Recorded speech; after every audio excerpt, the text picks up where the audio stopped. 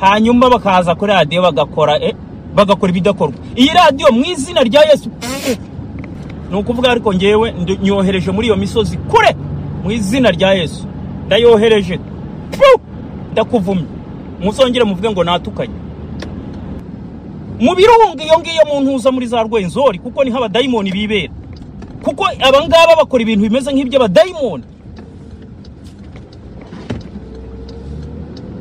Uyu mushefu wabo mufata nk'uwo bita Kibweteri wayobeje abantu akabajyana mu rusengero bakajyana amabuje n'iki byose bakarangira bishumitse. Uyu ni nka Kibweteri neza cyane. Muzakurikirana amateka ya Kibweteri. Uyararoha ni uboshya bano bahunga akagenda akababwira ati mukora ibi nibi. Ndamuzi cyane ntitwakoranye se. Twarakoranye. Umuntu rero ushuka gutyo umuntu woshya abantu uyu ntahataniye n'uwo bita Kibweteri kandi nge mbibabwira hakiri kare. Ariko ngewe ikabwire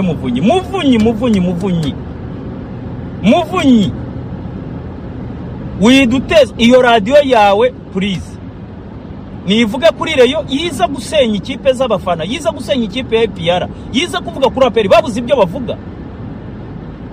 Ngewe ku buryo mbona iyi radio idakwiye no kuba ikorera no ku butaka bw'u Rwanda kuko urebye ibintu bakora ni ibintu byo gusenya. Iyi radio ngewe ku bwanjye akaba ikorera mu misozi ya za Rwenzori iyo ngiyo haba abantu b'abadaimoni nabo bita bacwezi kuko bavuga ko Satani nta kindi kimuzana ni ugusenya ni ukurimbura ni ukwica.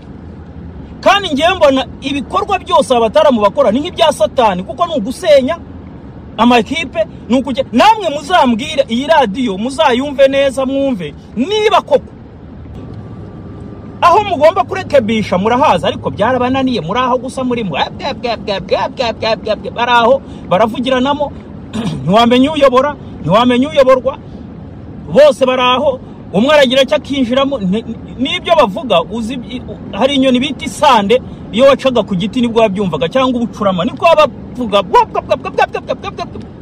Iyi radio rero ngewe nyohereje mu misozi ya Rwenzori abariho FM zaho bariho bajya gushinga iminara iyo ngiyo mu badaimoni ko nabibabwiye nta kizana Bibiri bivuga neza. Daimoni nta kindi kimuzana ni ugusenya ni ukurimbura ni ukwica.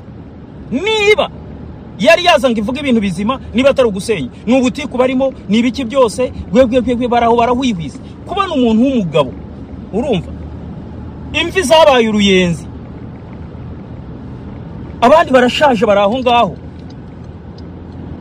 baraho baririrwa mu buntu bw'ubutiku biraho abandi baraho barahumekera mu kwaha nk'intuza nk'imiserebanya baraho gusa ni APR ni yabaso APR ni yabanyoko APR ni yabaso APR ni yabakuru banyu APR ni yabashiki banyu APR mwayirekeye banyire mureshaka hiki bamwe barwaje pressure birirwa kwa muganga bajya kwivuza urayishaka hiki wakwiturije niba ari gukorera amafaranga korera amafaranga yawe nukurara gusuza ngo uje kuvuga ngo kuri APR gusa ngo babaze ki ngo babaza abayobozi ngo ba APR barakubeshye. Abayobozi ba APR hari bindi barimo hari utundi tuzi barimo hari indi mirimo hari zini shingano barimo ziba zinakomeye zo kurinda igihugu. Nta nkanswe mwebwe muzana ubwo buntu bw'usurubu bwanyu mumaze guhaga icyakura cyo muri za restaurant. Fred amaze kubakubita ikintu bita icyakura bahaye akawunga bahaye isupu y'ubunyobwa muri aho muturima ibimuhaze. Kanongere nshimire Fred rwose. Mambo vipi Freddy? Abo bahungu uragenda ukabaha amasupu ukabaha ibiki bakagenda bakaza baturima ibi hanyuma bakaza kuri radio bagakora ibidakorwa. Iyi radio mu izina rya Yesu mu birunga iyo ngiyo muntu uza muri za Rwenzori kuko ni haba daimoni bibera kuko abangaba bakora ibintu bimeze nk'ibyo abadaimoni. Uyu mushefu wabo mufata nk'uwo bita Kibweteri wayobeje abantu akabajyana mu rusengero bakajyana amabuje n'iki byose bakarangira bishumitse. Uyu ni nka Kibweteri neza cyane. Muzakurikirana amateka ya Kibweteri. Uyararoha ni uboshya bano bahunga akagenda akababwira ati mukora ibi nibi. Ndamuzi cyane ntitwakoranye se.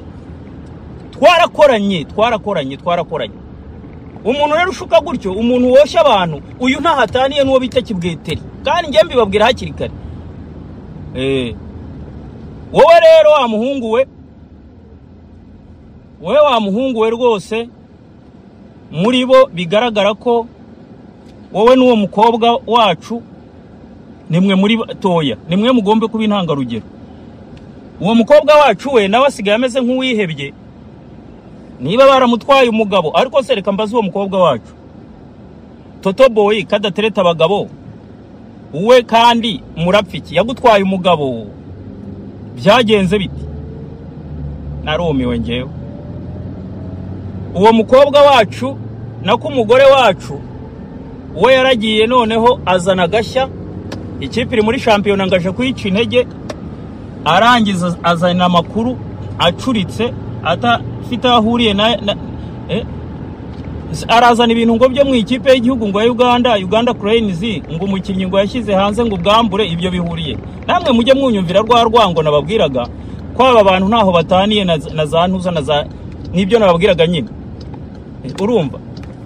Umva nta ucambuzi mukigira, nta bintu mukigira, nukuza gusa mukurira umuntu mukavuga.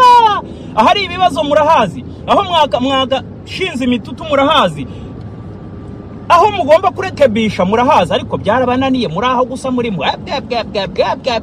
baraho baravugiranamo, ntiwamenye uyobora, ntiwamenye uyoborwa, bose baraho. Umwe aragira cyo akinjiramo, nibyo bavuga. Uzi hari inyoni bita isande, iyo wacaga ku giti nibwo wabyumvaga, cyangwa ubucurama niko bavuga. Iyi radio rero ngewe nyohereje mu misozi ya Rwenzori, abariho FM zaho ariho bajya gushinga iminara. Iyo ngiyo mu badayimoni ko nabibabwiye nta kizana, Bibiliya bivuga neza. Dayimoni nta kindi kimuzana, n'ugusenya, n'ukurimbura, n'ukwica, n'ugucamo kabiri, n'ukuza kuvuga ibitari byo, n'ukuza gutandukanya abantu, n'ukuza kugira gute. Uwo rero niwe nibyo bikorwa byabo bakora, n'ukuza kuvuga ati tumwumvishe uyu nguyu n'uyu dukore kuri uyu. Ariko ahanini ibyo byose babikora ariko bagamije kugira ngo YouTube yabigire gute, ibinjirize.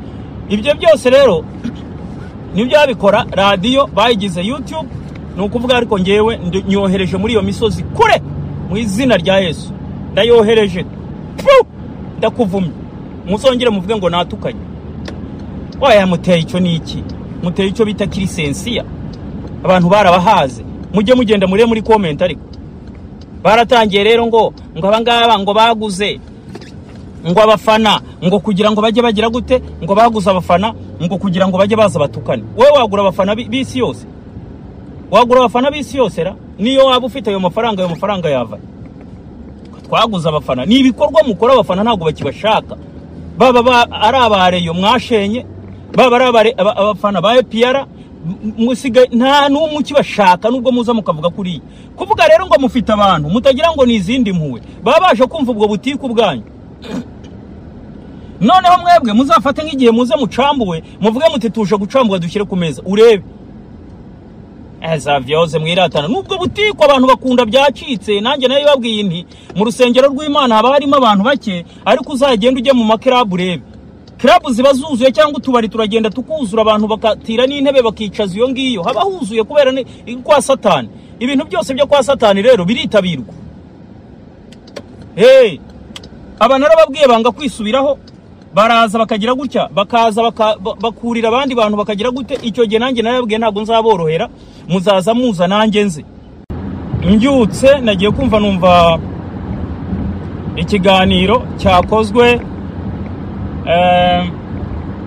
naba abanyamakuru muzi, navuga baraho ibyabo no gusebanya, ibyabo n'udutiku biberamo, ibyabo na amashyari gusa nta kindi. Aba bantu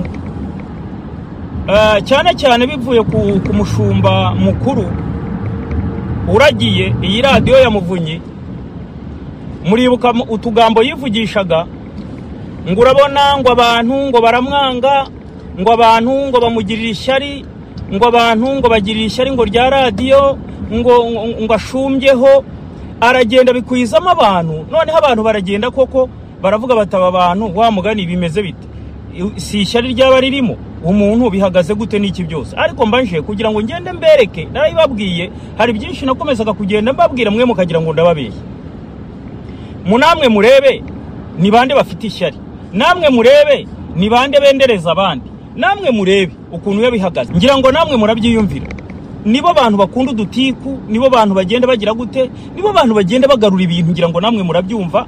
Ariko cyane cyane nkuko nabibabwiye ni shebuja mbere yuko baza cyangwa se iyo ari nk'iwabo ataragera ku kazi, kuko ahagera nyuma aba yamaze koherereza uwo navuga inshuti ye magara uyobora ikiganiro, uwo bita Rikari. Uwo rero niwe anyuzamo buri bintu byose, akigira nk'umusazi, akigira nk'inkunguzi, nyamara ibyabavuga ababizi. Ni nayo mpamvu ngewe ntajya mfata Rikari ngo mugarukeho, ibyo yavuga byose buriya ndamwihorera. Uriya aracyari umwana, uriya ni umupeti, ni umuntu nawe ugishakisha. Ariko icyo nabanza kumuraburaho, Rikari witonde. Urabona muri uyu mwuga, muri ubunyamakuru twagiye tunyuramo,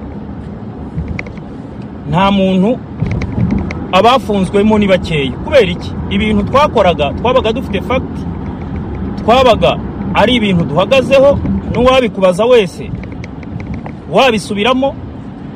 Twirinze gucengera mu ekipe y'abandi kugira ngo tujye gukoramo ibintu bidakwiye, cyane cyane yamanyanga yagiye yabaho y'amatike n'ibiki byose. Ibyo byose twagiye tubyirinda. Niyo mpamvu wabonye tugeze tugera muri gereza, kandi urabizi neza, urabizi.